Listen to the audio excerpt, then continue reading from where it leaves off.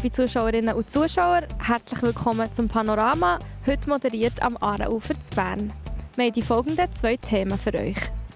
Einerseits haben wir im Altersheim zu Grindelwald vorbeigeschaut, wo Jugendliche an einer Zeitmaschine bauen.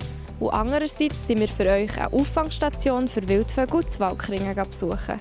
Die Geschichte muss nicht langweilig und verstaubt sein. Das probiert zumindest ein Schulprojekt zu Grindelwald den Jugendlichen zu zeigen. Ich durfte beim Bau einer sogenannten Zeitmaschine im Altersheim dabei sein. Dort haben 3 Jugendliche die Geschichte des 88-jährigen Hans-Uli Bleuer filmisch und fotografisch festgehalten. Ich weiß nicht, aber ich nicht dabei war, da habe ich meinen Bruder noch nicht kennt. Jetzt waren wir so manches Jahr zusammen, von morgen bis am Abend krampfen, Tag und Nacht. Aber es war schön, es war eine schöne Zeit. Kannst du mir sagen?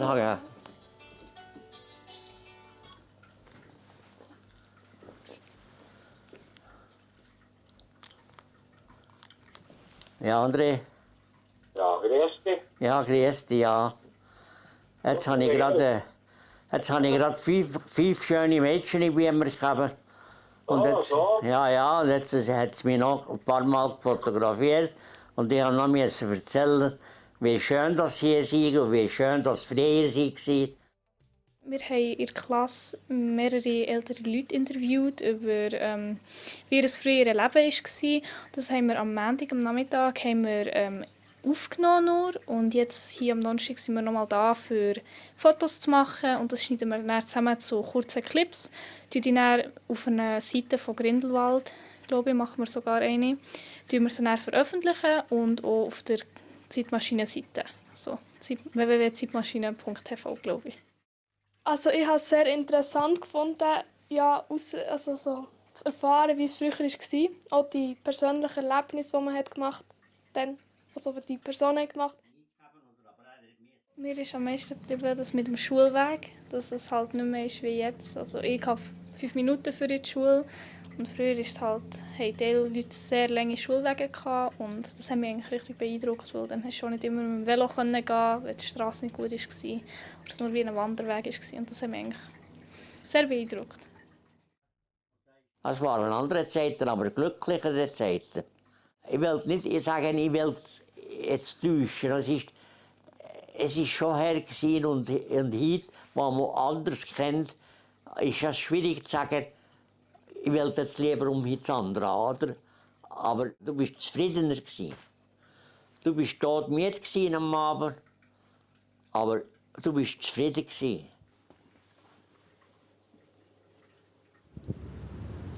Wir haben verlernt, mit Wildtieren zusammen zu leben. Von dem ist der Matthias Hubacher überzeugt.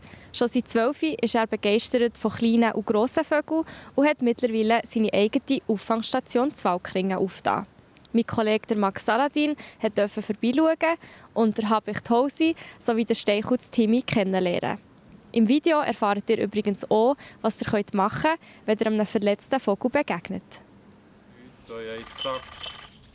Mein Name ist Matthias Hubacher, ich bin der Gründer und Betriebsleiter des Greifenhof.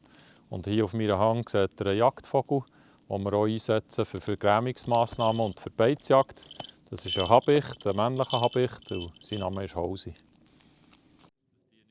Es ist eigentlich gut angelaufen, erstaunlich gut. Wir haben verschiedene Patienten betreuen und auch rehabilitieren und wieder auswildern, was ja eigentlich das Ziel ist auch der Pflegestation.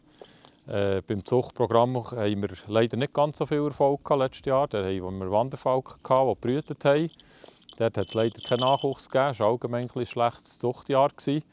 Aber dieses Jahr erhoffen wir uns viel von den Steinkäuzen, die wir ja als Programm haben, wo wir die seltenen Arten der Steinkäuze eigentlich züchten wollen, für dann später auch wieder ein Artenschutzprogramm zu machen und die auszuwildern. Aber alles in allem kann ich sagen, es war ein erfolgreiches erstes Betriebsjahr, wo wir auch externe Projekte noch begleiten durften. Hier auf dem Greifenhof ist eigentlich die Innovation dieser Anlage, dass wir 3 verschiedene Haltungsformen haben von Greifvögeln. Also wir haben zum einen Beizvögel, so wie wir hier haben, die eigentlich der Mensch gewöhnt sind, für das Jagen. Das ist eine Haltungsform, das braucht auch andere Einrichtungen. Die zweite Haltungsform ist die Zucht, wo wir eben seltene Arten jetzt wie der Steinkauz züchten wollen. Dort ist eigentlich das Ziel, dass man ein Artenschutzprogramm fährt, dass die wilden Bestände, die Mühe haben, die wirklich eben sehr stark bedroht sind vom Aussterben, kann unterstützen, die wilden Populationen. Das heisst, dort wird man dann eigentlich bewilligungspflichtig die Jungen wieder auswildern, dass sich die mit den Wilden paaren und so eigentlich eine Stabilisierung der wilden Bestände erzeugen kann. Die dritte Haltungsform, die wir hier haben auf dem Greifenhof, sind Pfleglinge. Das heisst, das sind wilde Greifvögel, die sich irgendwie durch Umstände verletzen oder die Hunger haben im Winter, die einfach zu schwach sind, um selber durchzukommen. Die werden dann hierher gebracht, zum einen von der Wildhut, zum anderen aber auch von Privatpersonen. Und die rehabilitieren wir hier dann eigentlich rehabilitieren, aufpäppeln. Und im besten Fall, wenn alles gut geht, können wir die dann auch wieder der Wildnis auswildern und wieder übergeben. Grundsätzlich würde ich sagen, wenn man so einen Wildvogel vorfindet, kann man sicher jederzeit uns anrufen. Und dann können wir auch gewisse Fragen stellen, zum Beispiel, wie sich der Vogel verhält, in was für einem Zustand. Vielleicht kann man sogar ein Foto machen, das ist immer für uns sehr gut. Und dann können wir schon so ein bisschen Fernsupport leisten. Und unter Umständen können wir dann auch anleiten, wie man so einen Vogel behändigen kann. Also, es ist nicht ganz ohne so ein Wildtier, wenn man jetzt so wie der Habicht hier sieht, der doch sehr wild ist. Aber es gibt auch viele andere Arten, die entsprechend sich auch, wenn sie verletzt sind, anders verhalten. Jetzt ein Milan zum Beispiel stellt sich relativ schnell tot und die kann man eigentlich problemlos auch behändigen. Da braucht es dann ein bisschen Equipment, aber das reicht manchmal eine Jacke oder eine Kartonschachtel und das ist immer gut, wenn man die Vögel dann mal einmal untersuchen kann. Und das ist am besten, wenn man die dann in so eine Greifvogelstation bringt, wie der Greifenhof, wo dann wirklich professionell sich darum kümmern und schauen, was für Verletzungen das da vorliegen. Bist du bereit für raus? Das ist jetzt der Timmy, das ist ein Steinkutzmännchen, ein Terzel sagt man dem. Terzel kommt aus dem latinischen Namen, heisst 1/3 von. Bei den Greifvögeln ist es so, dass das Männchen etwa 1/3 kleiner ist als das Weibchen. Und der Timmy haben wir jetzt in diesem Zuchtprogramm drin. Also wenn alles gut geht, wird er jetzt diesen Frühling balzen und mit seiner Dame, mit Hildi zusammen Junge generieren. Hoffen wir, dass das klappt. Sie sind schon ein bisschen in der Vorbauzone. Man sieht jetzt beim Steinkutz bei Eulen, dass er aussen Wendezehen hat. Also sie können 2 Zehen vorne haben und 2 Zehen hinten. Jetzt beim linken Fang hat er 3 vorne und 1 hinten. Und beim rechten, von mir aus gesehen, hat er 2 vorne und 2 hinten. Das heisst, die äussersten Zehen hier können sie ganz hinten klappen. Oder sie können sie vorne klappen. Das ist ein Wendezehen. Das ist ein grosser Unterschied zu den Taggreifvögeln. Das haben sie nicht. Was die Nachtgreifvögel auch haben, ist eine grosse Gesichtsmaske. Und sie können den Kopf 270 Grad drehen. Also sie können 3/4 drehen. Und das hat den Grund, weil sie eigentlich sehr gut hören, sie den Schall gut aufnehmen. Und dann haben sie so eine grosse Gesichtsmaske, dass sie möglichst eine grosse Auflagefläche haben, dass sie den Schall gut aufnehmen können. Sie können sich auch sehr lang machen. Sie können auch ganz lange Beine machen, wenn sie etwas schauen wollen. Und sie können auch weit vorgreifen, was noch hilft, wenn sie in der Nacht entsprechend jagen. Das sind so ein bisschen die Hauptunterschiede. Was auch noch ist bei den Nachtgreifvögeln, ist, dass sie so einen Federkamm haben auf den Federn oben. Das ist ganz leicht, sieht aus wie ein Kamm, den man die Haare strahlt. Und das tut den Luftstrom brechen. Das heisst, sie haben völlig einen geräuschlosen Flug, im Unterschied zu den Taggreifvögeln, die das nicht haben. Das heisst, dass sie auch in der Nacht ihre Beute absolut geräuschlos überraschen können. Die Steinkutzen sind sehr selten geworden in der Schweiz. Also wir haben jetzt im Kanton Bern nur noch etwa 3 Brutpaare. Und dort wollten wir eigentlich einen Beitrag leisten, dass wir die wieder hochbringen, die Bestände. Man sieht hier hinten auch noch die künstlichen Nisthilfen. Da haben wir jetzt externe Projekte, die wir begleiten, wo wir mardersichere Nisthilfen werden aufmachen in verschiedenen Gebieten, wo wir auch wieder als Unterstützung für die natürlichen Blutplätze, die fehlen, eigentlich mit so Nisthilfe etwas machen kann. Und das ist das, was im Moment fehlt, weil wir relativ alte Obstbäume eben nicht mehr haben, die hohl sind, simulieren wir das dann simulieren mit diesen künstlichen Nisthilfen. Wenn Vögel angeliefert werden, machen wir hier eigentlich die Erstkontrolle und die Diagnose. Dann werden sie als erstes mal gewogen, dass wir ein Referenzgewicht haben. Dann werden die Masse aufgenommen. Und dann wird eine erste Untersuchung gemacht, dass wir ein bisschen sehen, wo ist das Problem, eine erste Diagnose gefällt. Und für das Vögel, die verletzt sind, die brauchen eigentlich am Anfang mal Ruhe. Da haben wir so dunkle Boxen, wir sagen dann die Intensivstation für die Vögel. Und die sind so ausgestattet, dass sie eigentlich sehr wenig Licht bekommen. Das heisst, die Vögel haben dann auch Ruhe, wenn sie hier drin sind. Da haben wir ein Chromstahlgitter, da können sie herauslesen, ob sie dann noch, wenn sie noch können, überhaupt auf so einem künstlichen Ast hocken. Meistens ist das nicht mehr der Fall, weil sie so viel verletzt sind, dann huren sie meistens und dann gehen sie hier entweder auf den Rasenteppich oder sie auf dem Chromstahlgitter. Der Vorteil ist, dass sie nicht in den eigenen Exkrementen drin sind. Ihr seht es jetzt hier anhand des Beispiels. Der Schmelz geht dann eigentlich durch das Gitter hier runter. Und das heisst, dann muss der Vogel nicht in den eigenen Exkrementen drin sein. Man kann auch von außen das wechseln. Das heisst, das ist das System, das wir entwickelt haben, dass man nicht jedes Mal den Vogel stören muss, sondern man kann die einfach rausnehmen, geht raus reinigen, tut den neuen rein und so ist der Vogel eigentlich nicht gestört. Wenn man eine Grossreinigung machen will, das muss man nach einer gewissen Zeit, wenn natürlich der Vogel da drin ist, die Ruhe erlaubt ihm eigentlich zu regenerieren, wieder zu Kräften zu kommen. Und wir können auch überprüfen, ob er selbstständig frisst. Wenn das nicht der Fall ist, dann muss man manchmal auch künstlich nachhelfen und zwangsernähren. Das gibt es auch. Wir haben zum Beispiel auch eine Ringerlaktatlösung für Vögel, die dehydriert sind. Das ist vor allem am Anfang im Stadium sehr wichtig, dass sie genug Flüssigkeit haben und man nicht einfach gerade mit Nahrung reingeht. Darum sage ich gerne, wenn man Greifvögel selber findet, bringt sie in eine Pflegestation und nicht selber probieren. Es ist ein hoher Preis, den man zahlt. Man hat auch die Möglichkeit, den Vogel, wenn man ihn nicht behändigen will, von einer in die andere Box rüber zu tun. Also das ist miteinander verbunden, wenn man hier auftut, kann man das rausnehmen. Und dann kann man dem Vogel von der anderen Seite Licht geben. Und dann geht er dem Licht nach rüber, muss man ihn nicht einmal in die Hand nehmen. Kann man hier wieder zutun. Und dann ist der Vogel in der neuen Box. Und dann kann man hier die Platten alle rausnehmen. Das ist sehr wichtig, die Hygiene. Und wir gehen immer raus mit dem. Wir gehen es nicht draussen reinigen und tun einfach saubere Platten rein. Das haben wir selber entwickelt, da haben wir aus verschiedenen Systemen das so entwickelt, dass man da wirklich optimale Hygiene vorfindet. Genau. Wenn sie hier so weit genesen sind, sage ich mal, man kann natürlich auch auf den Vogel hier gut zugreifen. Wenn jetzt der Vogel, wenn er verletzt wäre, von Anfang an in eine grosse Voliere tun würde, hat er jedes Mal Stress, weil wir ihn immer wieder einfahren müssen, für Medikamente abzugeben, für Verbände zu wechseln, für ihn zu behändigen, für zu wiegen und so weiter, müsste ich nicht jedes Mal einfallen. Der hat jedes Mal Stress. So hat er dunkel, feister, das ist für ihn Nacht.